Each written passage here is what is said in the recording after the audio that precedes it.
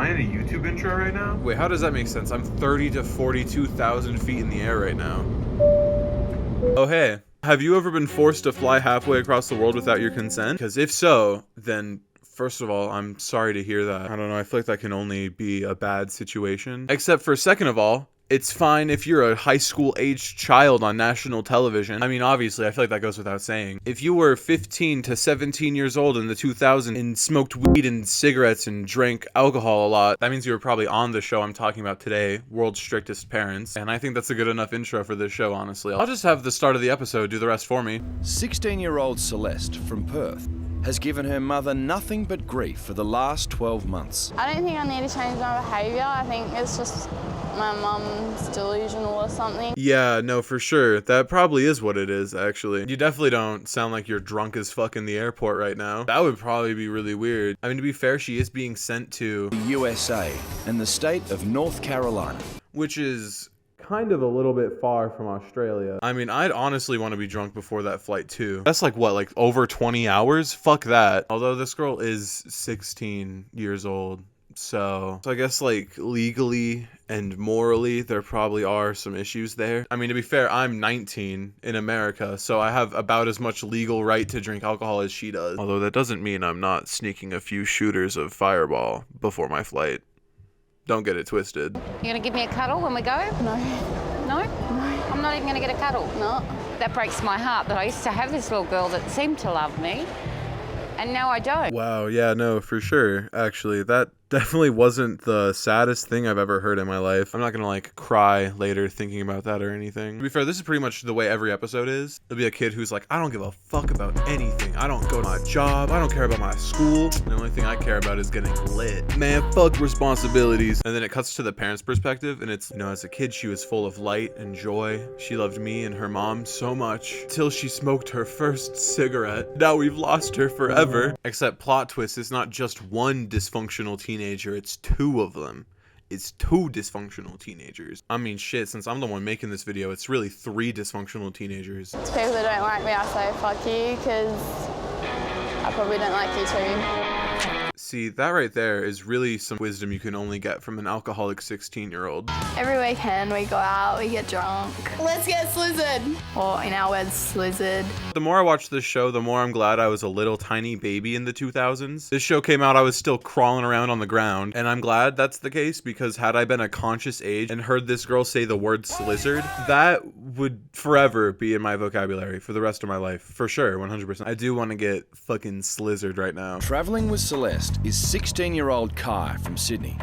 This is a teenager who only does things his way. See, now this is the part of the show that has confused me the most. They send two teenagers together to the same place, and it's always two teens that exclusively like to party. I just think that makes it inevitable for them to go find some way to smoke something. But surely this guy can't be worse than Celeste, right? I mean, do you see the shit she's doing? She's getting fucking slizzard every night.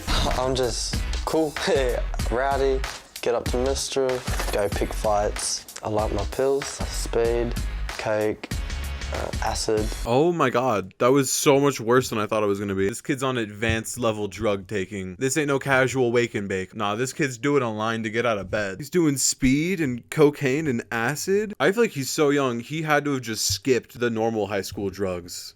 Like a geek bar, which I guess they didn't have in the 2000s, but fucking dude, just smoke a cigarette. You are doing way too much. High school cannot be this hard. The people who he mixes up with, they're dangerous.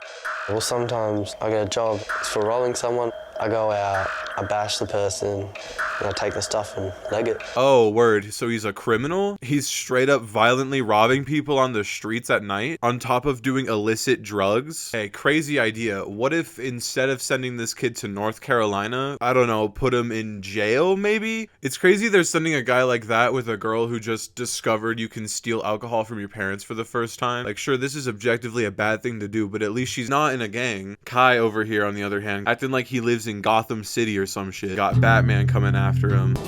Our teens are heading to the USA and the state of North Carolina. Dad Mark is an international equine specialist, and Mum Becky has her hands full with Sydney, Chloe, and baby Anderson. Mark's parents also live on the farm. This seems fucked up to me personally. They're sending them to the whitest possible family in all of America. Truly the stereotype of rural American life here. Dude, they got 4 different generations all living in one house. And it's a farm that deals with horses? Are you kidding me? This is the setting of a shitty Disney Channel movie. And I already know this would be a week of eating the blandest food you've ever had in your life. 7 days of eating food with 0 flavor. Our teens have made it to Marion, a tiny country town at the edge of North Carolina. Jesus Christ, oh my god. Sorry, you can't just hit me with... I'm sorry, I just think they should have put a warning before the Waffle House jump scare. It's crazy this is the first thing they're seeing in America. Yeah, fucking welcome to the land of the free. Here's the scariest restaurant in American history. One-stop shop for murder and drugs right here. Just fucking force them to work at Waffle House. That'll teach them a lesson. Oh god, I take it all back. I don't want to drink alcohol anymore. And you guys are finally here. So it's a farm. Yep, it's a farm. Fuck, I hate farms. We just want to let you guys know that there's no smoking anywhere on the property. Just seconds into meeting their new family, Dude, I don't understand. I don't get it. I don't know how this always happens. Dude, I swear, it's in every episode. The second their feet touch the ground, they have a cigarette lit in their mouth. We just want to let you guys know that there's no smoking anywhere on the property. Hey, you know, I hate to tell you this, but they already fucking are. You are making direct eye contact with them, lit cigarette in mouth. Actually, we do not allow the use of any sorts of cigarettes or any smoking devices of any kind. No smoking anywhere. You're not a narc, right? Property on the whole thing. Oh, I'm sorry. What am I, some sort of nerd? Enjoy that cigarette. I will. It'll be your last for a while. Of course, after I murder you and whatnot. Okay, so we have some house rules. Number 1. I hate how intense they're trying to make this look right now. Look at this shot of them behind the fire. They look like they've endured like years of like horrific trauma. I've seen things your eyes couldn't comprehend. They've been at the farm for an hour. That's it. What could have possibly happened in that 1 hour that these two look like they're in the opening cutscene of a AAA video game or something?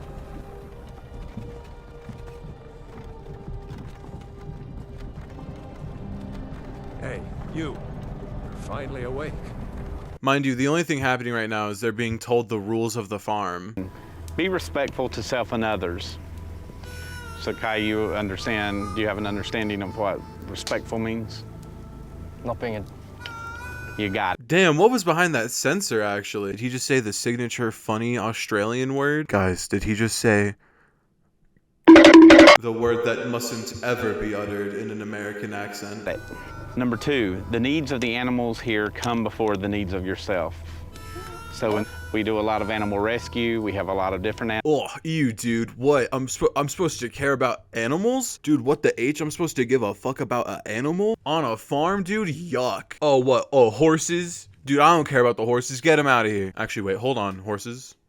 And yeah, that was a hold your horses joke. Yes, dude. Yes. Oh my god, that was so funny. The one thing I did not want to go to is a farm, and that's where I go to. Like, farm animals stink, they're annoying, they're just ugly, there's no point of them. They're so stupid. Damn, pointless? They're pointless? These animals live vacuous lives deprived of any meaning whatsoever. That felt almost mean-spirited. This kid fucking despises animals. Never take this kid into the forest, alright? He'll start beating up all the squirrels. Yeah! And you don't have to, like, call me a good person or anything, but I think we should protect wildlife. I stand with the squirrels.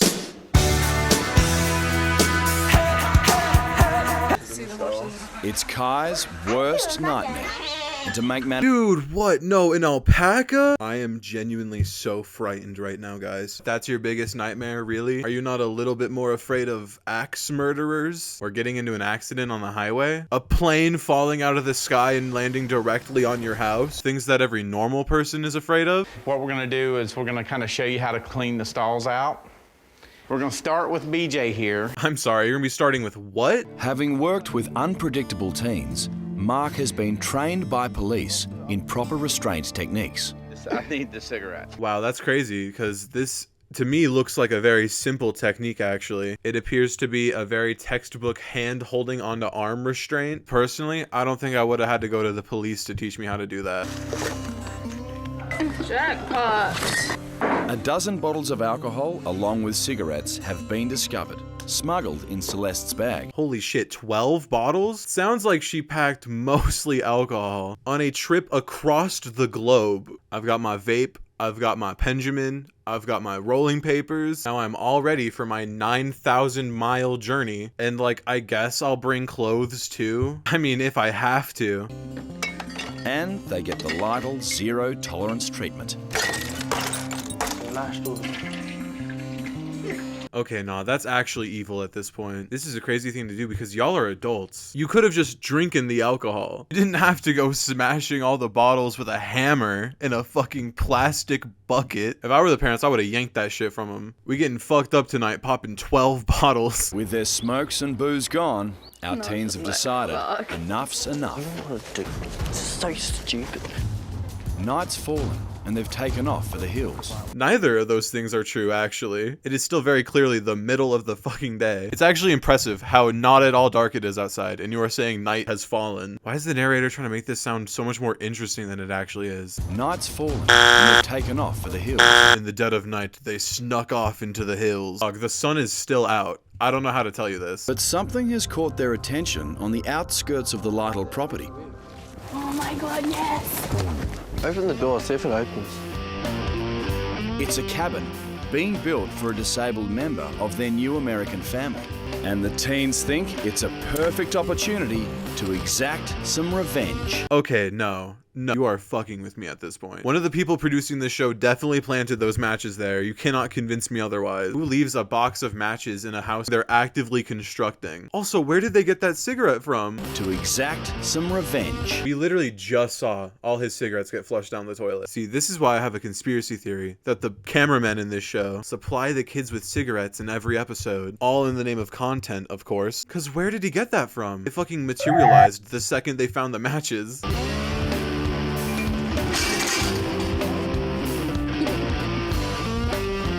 My basketball skills.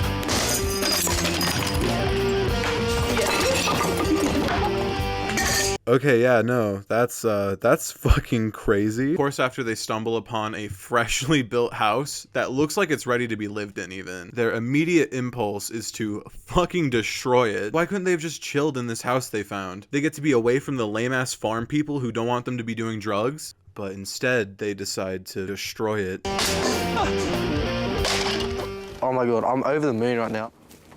Just when it looks like our teens are done, Kai discovers his favourite weapon.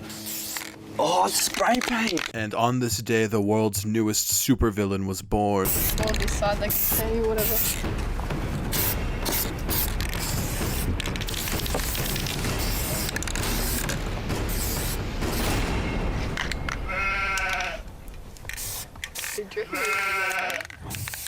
Dude, come on. You are not being serious. There's no way. There's actually no way. There is no way that you just vandalized a sheep live on national television. On camera, spray painting a sheep, dude. That's so fucked up, actually.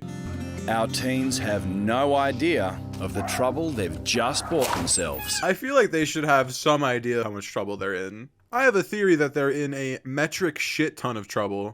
But the damage caused by Kai and Celeste has stunned the family. In particular, grandfather Emmanuel. I don't care how old you are. You can laugh about it now, but you don't leave here till you fix that. Oh my god. Ugh, dude, why can't you just let me be like freaking free from the consequences of my own actions and shit, dude? If you was a little older, man, me and you'd have it out. And there he goes, walking away into the distance. It's wild to me that grandpa is over here threatening this kid. If he was a little older, you'd be fighting him? I think it should be the opposite. I think it should be if you were younger, you would fight him. This kid low-key smokes you in a fight. I'm sorry. Maybe if you were 10, maybe 15 years younger, maybe you could have a chance. I just don't think you want to be throwing hands at an age like this. If Mike Tyson couldn't do it, I don't think this guy can. Anyways, the rest of this episode's pretty boring. Like with every episode of World's Strictest Parents, the second half of the episode is dedicated to them learning from their mistakes and like growing as people or whatever. Second half of these episodes is pretty boring, but the first half where they're still active threats to themselves and others, that's the part of the show that makes good content, and we've reached the end of that point. So if you liked this video, please leave a like on the video below. You made it all the way to the end of this YouTube video, which is a hard thing to accomplish. So I assume you either liked this video enough to leave it a like, or you just fell asleep halfway through. Either way, thanks for the watch time. Subscribe to the channel with notifications to see content similar to this in the future. I'm hoping I can continue the momentum I've had the second half of this year into next year. And anyways, boys, peace.